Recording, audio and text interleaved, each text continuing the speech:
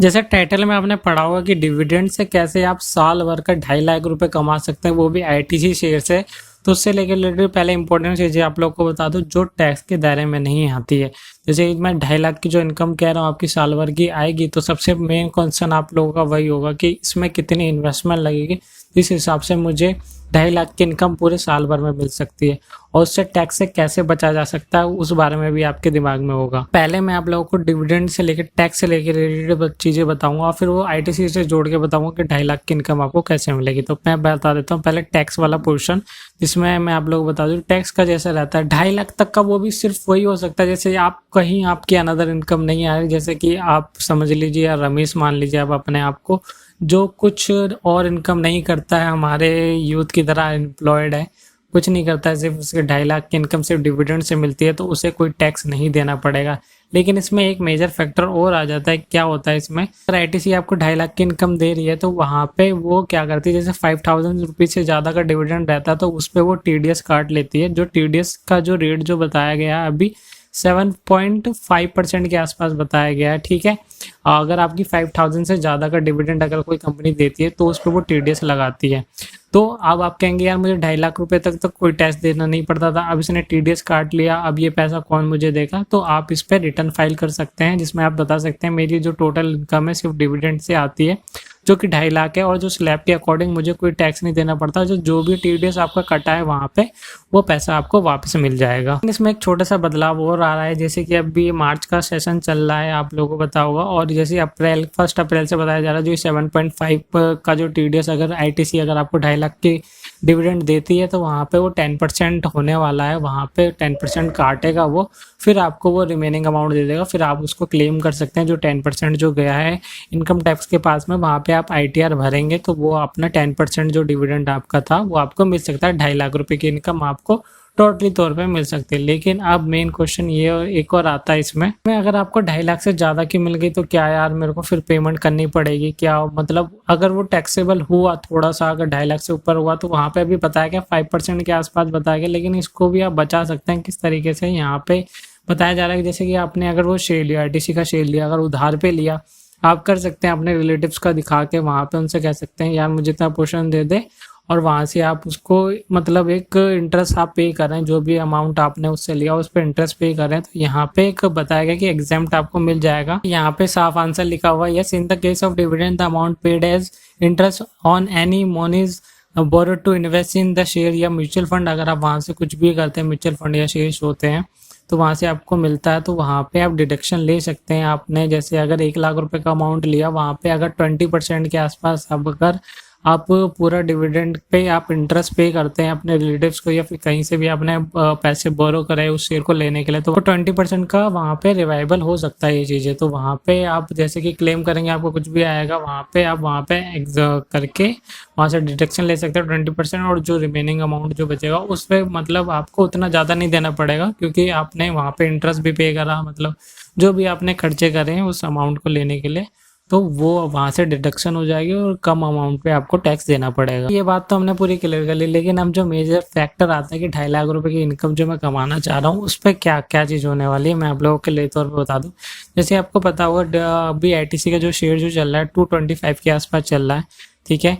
अगर आपको लेना है क्या कहते हैं, अगर 2.5 लाख रुपए का अमाउंट लेना है और डिविडेंड किस हिसाब से पे करती है, तो वो मैं आपको क्लियर तौर पे बता दूं।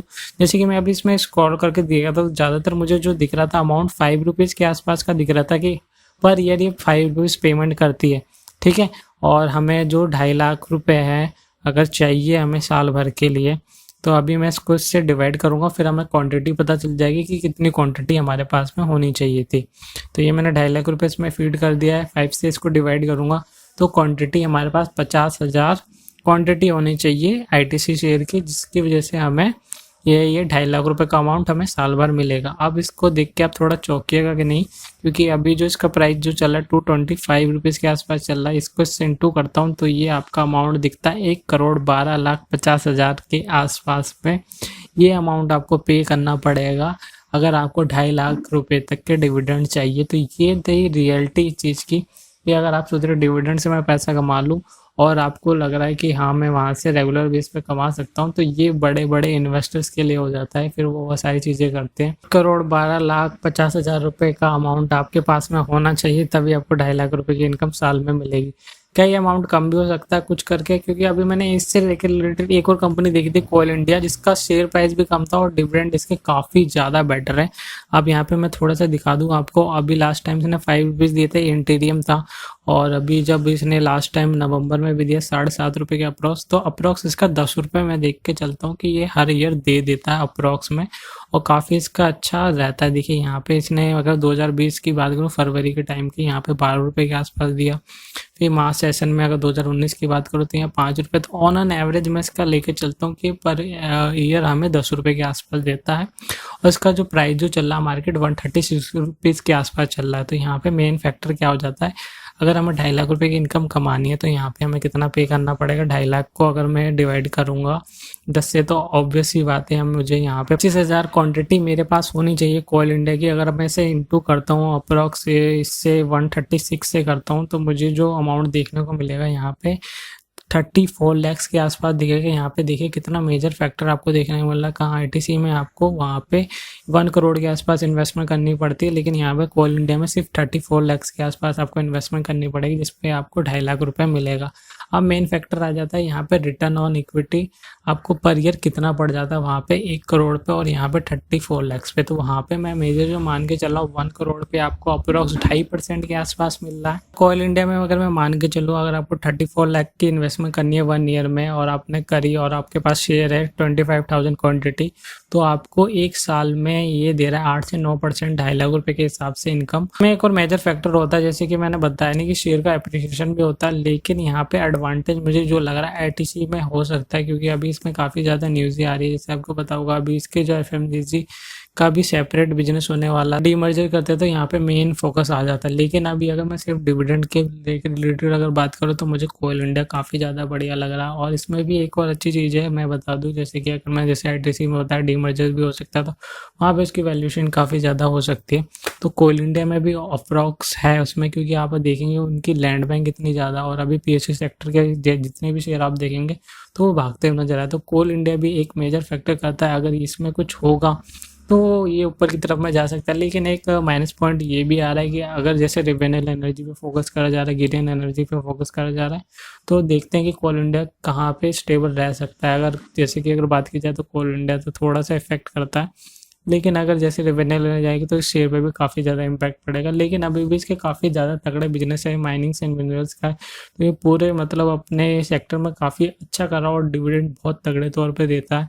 तो ये मुझे थोड़ा सेफ साइड में लग रहा है। अगर आप मैं कंपेरिजन करूँ, जैसे कि आपने कि कोई प्रॉपर्टी 34 लैक्स की या 1 करोड़ के आसपास की, तो वहाँ पे आप कितना रेंट जनरेट कर लेते हैं। नॉर्मली सी बात यही हो जाएगी, जहाँ पे आपने 1 करोड़ की इन्वेस्टमेंट करी है वहाँ पे आपको ज़्यादा मिलेगा, लेकिन वहाँ से मैं कह सकता हूँ कि 2.5 लाख से तो आपको ज़्यादा ही मिलेगा। लेकिन 34 लैक्स का अगर आप जाना चाहते हैं, तो वहाँ पे आपको कोई मेंटेनेंस और कोई चीज़ें देने की ज़रूरत नहीं है। 2.5 लाख की इनकम आपकी टोटली आपके बैंक में आ सकती है। और आप वहाँ पे अगर आपने ये दिखा दें कि मैंने इसे लोन के बेसिस पे ले रखा 34 का अमाउंट, तो वहाँ पे इंटरेस्ट पे भी आप 20% के हिसाब से डिडक्शन ले सकते हैं और कम अमाउंट पर टैक्स पे कर सकते हैं, अगर आप थोड़ा सा ज़्यादा जाता है आपके इनकम स्लैब से। कहता दोस्तों, ये आईटीसी के रिलेटेड जो भी डिविडेंड का आपको ज़्यादा फैक्टर समझ में आया होगा कि अगर आप इसे लेते तो एप्रिसिएशन में ये कंपनी काफ़ी अच्छा कर सकती है। लेकिन कोल इंडिया अगर आप डिविडेंड पैटर्न से देखें तो 34 लाख का अमाउंट आप लगा सकते हैं। तो अब इसका मतलब ये नहीं कि 1 करोड़ की अगर आपकी प्रॉपर्टी की 34 लाख की आपकी प्रॉपर्टी या फिर नहीं है, तो फिर आप ऐसा ना करिए कि किसी और से लेके ये सारी चीज़ें कीजिए। तो ये थोड़ी सी फंडामेंटल चीज़ें रहती है जो हम अंदर की तरफ में घुस के देखते हैं, जहाँ पे हमें पता चलता है कि हाँ सेफ इन्वेस्टमेंट के टाइप से थे, ये डिविडेंड भी अर्निंग हो सकती है, ये सारी चीज़ों को समझने के लिए। और जैसे कि आप कुछ इसमें मेरे को ज़्यादा चीज़ें करने की पड़ी नहीं, उससे मैंने देखा कि हाँ भाई कितना डिविडेंड पे था। कोल इंडिया काफ़ी ज़्यादा अच्छा परफॉर्म करता है डिविडेंड देने में, इसकी डिविडेंड डील बहुत ही तगड़ी है। तो डिविडेंड यील्ड मतलब ये समझिए ऑन एन एवरेज कितना ये हमें पर ईयर हमें डिविडेंड देता है, तो वो ज़्यादा मेजर करता है। तो इसका मतलब ये नहीं कि जो कंपनी ज़्यादा डिविडेंड यील्ड देती है तो वो ज़्यादा अच्छी होगी। तो आपको ये भी देखना पड़ेगा क्या वो जो आप प्रॉपर्टी ले रहे हैं वहाँ से आप सिर्फ रेंट के हिसाब से ही ले रहे हैं, या फिर से उस जो प्रॉपर्टी वो अप्रिशिएट भी करे, वो भी आपको मेजर फैक्टर रखती है। तो ये काफ़ी ज़्यादा इंपॉर्टेंट चीज़ है, क्या पता वो फिर रेंट देना बंद कर दे, तो सेम सेक्टर इसी के साथ हो सकता है, क्या पता कोल इंडिया डिविडेंड देना भी बंद कर सकते हैं। ये सारी चीज़ों को भी आपको ध्यान में लेके रखना पड़ेगा।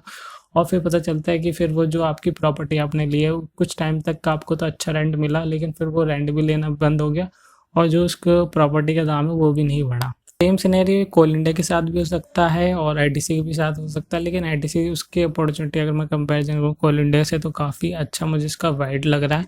और कोल इंडिया का जैसे मैंने आप लोगों को बताया थोड़ा रिन्यूएबल एनर्जी से आके थोड़ा नेगेटिव फैक्टर इस कंपनी में हो सकता है, लेकिन अब भी इतना ज़्यादा है नहीं। जहाँ तक 4-5 सालों की बात मैं करूँ तो ये काफ़ी अच्छा कर सकता है। और रिटर्न ऑन जैसे अगर इसमें मैं बात करूँ 34 लाख का अमाउंट अगर आप इन्वेस्टमेंट करते तो मेरे को जहाँ तक लगता है कि आपको रिटर्न 10 या 12 सालों में मिल जाएगा। आपके आसपास है 2.5 लाख का, अगर मैं उसको कंसोलिडेट करूँ 10 साल तक भी, तो वहाँ पे आप देखेंगे कि 25 लाख के आसपास सकता है। और इसकी वैल्यू अगर इसकी इतनी की इतनी रही तो वहाँ पे आप समझ लीजिए आपका जो अमाउंट है जो आपने इन्वेस्टमेंट करी वहाँ पे आपको डबल भी मिला और हर ईयर आपको वो पैसे मिलते भी गए, जैसे कि आपने रेगुलर बेस पे अपना काम करते रहा। तो ये काफ़ी मेन फोकस रहा इस कंपनी को लेकर कोल इंडिया। तो पॉजिटिव वे में कोल इंडिया भी है, आईटीसी भी है, लेकिन आप थोड़ा सा ध्यान दीजिए कि आईटीसी में काफ़ी ज़्यादा हैवी इन्वेस्टमेंट लग रही।